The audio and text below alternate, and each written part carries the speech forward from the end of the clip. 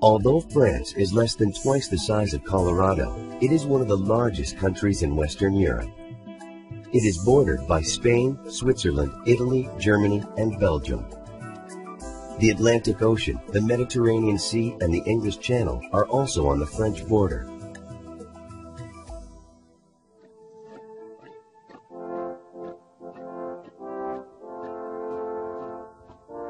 For more than 300 years, the power of the French king was absolute.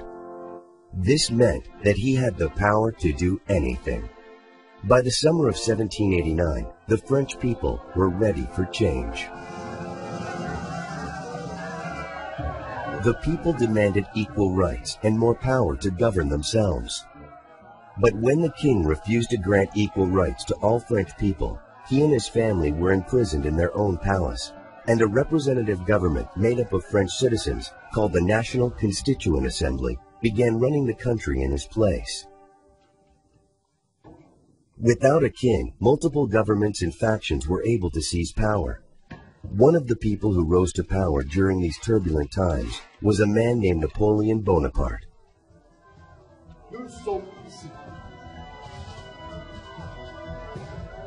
Napoleon fought many battles for the new French government, and he was able to add about 9,000 square miles to French territory in only 1 year.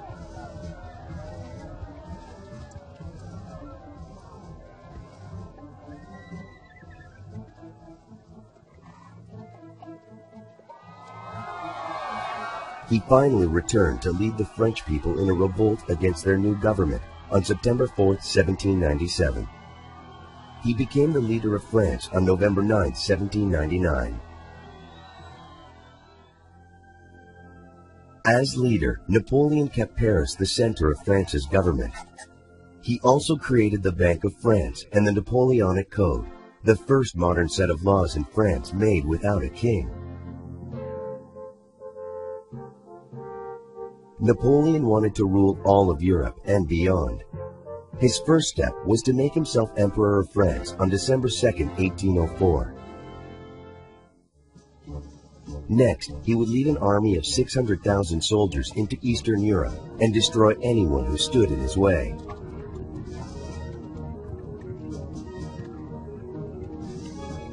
In June 1812, the army started marching toward Russia.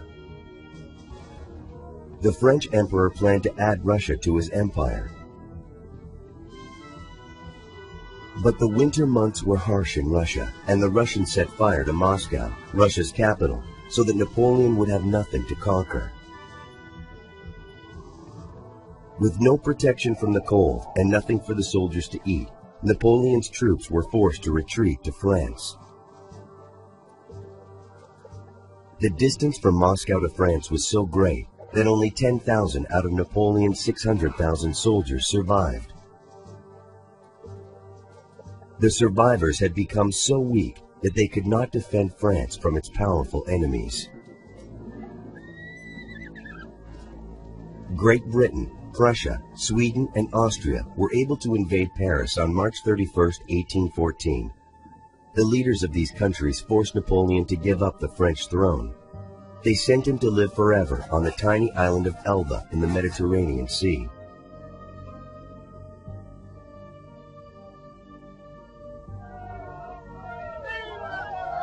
Napoleon was beaten, but not defeated.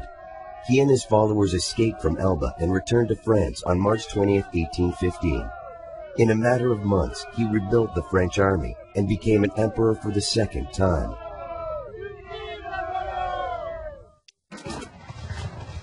But the leaders of Great Britain, Russia, Prussia, and Austria did not want to give Napoleon another chance to conquer Europe.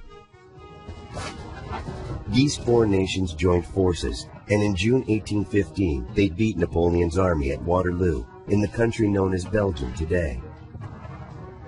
In his second term on the throne of France, Napoleon ruled for only 100 days.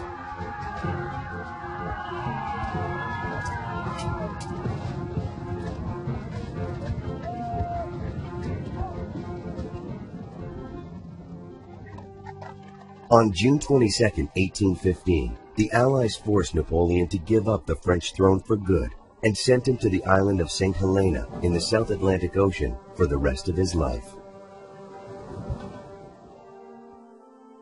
The French Revolution enabled Napoleon to hold more power than anyone else living in the 18th and 19th centuries.